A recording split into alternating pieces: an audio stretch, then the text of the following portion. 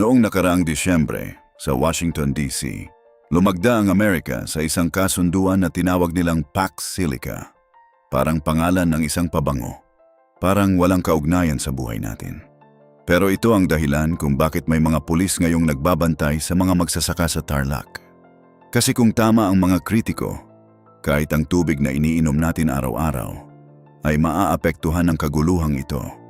At kapag naintindihan mo ang buong kwento, malalaman mo kung bakit ito ang issue na dapat nating pag-usapan ngayon. Balikan natin ang buong kwento. Para maintindihan kung bakit importante ito, kailangan nating malaman kung ano talaga ang Pax Silica. Ang layunin ng Pax Silica ay simple. Gusto ng Amerika na magtayo ng isang supply chain para sa AI chips at semiconductors na hindi dadaan sa China. Halos 30 bansa ang kasama sa kasunduang ito. At noong Abril, sumali na rin ang Pilipinas. Pero ano ang ibinigay natin? Ibinigay natin ang 16.6 na hektarya sa New Clark City, Tarlac, ang dating Clark Air Base. Gagawin itong isang AI native hub at $50 milyong ang inilaan mula sa Pax Silica Funds para dito. Kaya naman, marami ang naniniwala na ito ay isang mainam na oportunidad. Bagong industriya, bagong teknolohiya, bagong trabaho para sa mga Pilipino. Pero may isang bagay na kakaunti lang ang nakakaalam. At ito ang pinakamalaking red flag sa buong kasunduan.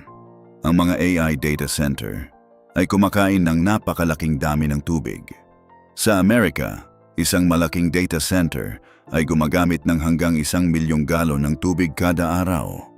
Ang katumbas nito, ang tubig na ginagamit ng buong bayan na may humigit kumulang 10,000 katao. Kaya naman scale natin ito sa New Clark City. Ayon sa isang analysis, kung magtatayo ng isang malaking data center dito, kakailanganin ito ng humigit kumulang 15 bilyong litro ng tubig kada taon. Ang problema, iyon ay 2 beses na mas malaki kaysa sa kasalukuyang demand ng tubig ng buong lungsod. Pero hindi lang iyon.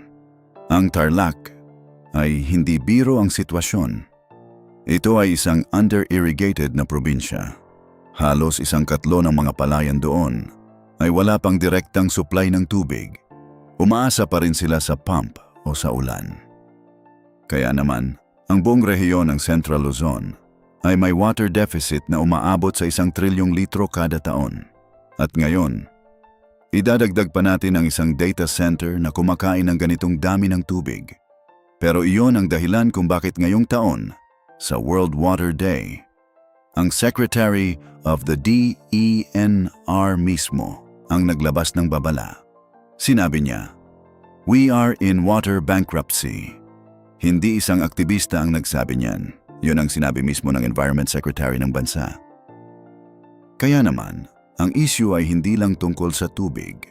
May mga grupo ng magsasaka at mangingisda na nagprotesta sa US Embassy noong Hunyo at Hulyo 2026.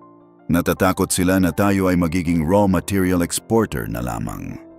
Habang ang high value, ang teknolohiya, ang chip design, ay mananatili sa Amerika. Pero may isa pang panganib, ang territorial risk. Kung may data center dito, tayo ay isang potential target sa panahon ng conflict. Kaya naman mahalagang tandaan, ang kasunduan ay hindi pa rin final. Ang deklarasyon ay non-binding pa rin. Ang framework agreement ay 2 hanggang 3 buwan pa bago matapos. At iyon ang dahilan kung bakit mahalaga ang panahong ito. Pero ang totoong tanong dito, hindi lang makakakuha ba tayo ng trabaho? Ang tanong ay, sapat na ba ang mga safeguard bago pa man tayo tumuloy dito? Kaya naman kung ang pagpirma ay unahin natin bago pa man malutas ang problema sa tubig, baka ang dapat nating ikatakot ay hindi na ang chips o trabaho, kundi kung sino ang mauubusan muna ng tubig sa panahon ng tag-init. Ngayon, alamin din natin kung ano talaga ang Pax Silica sa mas malalim na antas. Ito ay hindi lang tungkol sa chips at data centers. May mga issue ring lumabas tungkol sa diplomatic immunity. Pero ito ang mas malaking konteksto. Ang Clark Base, na dating kontrolado ng mga Amerikano, ay pinaalis noong 1992 ng ating Senado. At ayon sa mga kritiko, Hindi pa nga nalinis ng husto ang base na iyon mula noon. Marami pang isyu ng basura, kasama na ang chemical waste na naiwan doon. Kaya naman, habang nag-uusap tayo tungkol sa Pax Silica, kailangan din nating tanungin, nalinis na ba ang lahat ng naiwang problema mula sa nakaraan bago pa man tayo pumasok sa bagong kasunduan? Pero sa ilalim ng Pax Silica, 20 kumpanya ang interesadong mamuhunan at maglagay ng operasyon sa Clark. Sinasabi nilang libre ito sa loob ng 2 taon. Pero ang susunod na mga taon ay depende pa sa negosasyon sa pagitan ng BCDA at ng mga kumpanyang gustong mamuhunan. Kaya naman, isa sa pinakamalaking issue na pinag-uusapan ngayon, ang pagbibigay ng diplomatic immunity sa mga Amerikano. Ang 4 na hektarya na kanilang okupado sa Clark ay tinatrato na parang embahada nila, tulad ng sa Roxas Boulevard. May diplomatic immunity doon, at iyon ang gusto rin nila dito sa Clark. Maikli, matunog. Pagkatapos ay mas mahaba para bumuo ng momentum. 15 bilyong litro ng tubig kada taon. Para sa isang data center lang, hindi ito basta isang numero. Ito ay ang kinabukasan ng mga magsasaka sa Tarlac. Ang kinabukasan ng ating agrikultura, ang kinabukasan ng ating seguridad sa tubig, na maaring isakripisyo para sa isang deal na hindi pa rin tapos ang detalye. At kung ikaw ay nagbabasa nito ngayon, marahil ikaw ay isang Pilipinong nag-aalala sa kinabukasan ng ating bansa. Naiintindihan kita. Ang balitang ito, tungkol sa AI, tungkol sa chips, tungkol sa teknolohiya, ay maaring mukhang malayo sa iyong pang-araw-araw na buhay. Pero kapag pinag-usapan na natin ang tubig na iniinom mo, ang tubig na ginagamit sa iyong pagsasaka, ang tubig na kailangan ng iyong pamilya, iyon ay hindi na malayong issue. Iyon ay issue na direktang nakaaapekto sa iyo.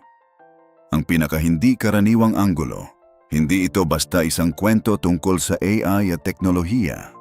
Ito ay isang kwento tungkol sa kung paano ang isang international na kasunduan ay maaaring magbunga ng krisis sa tubig na direktang makakaapekto sa mga ordinaryong Pilipino sa Tarlac at sa buong Central Luzon. Meron pa tayong window para pag-usapan ito bago pa man ito ganap na malakin. Kaya ang tanong ko sa iyo, ito ba ay isang magandang oportunidad para tayo na lang ang pinagtalunan ng malalaking bansa? O ito ba ay isang babala na dapat nating pakinggan bago pa man huli ang lahat? Ikaw, ano sa tingin mo? I-comment mo sa baba at sundan mo ako para sa susunod na update.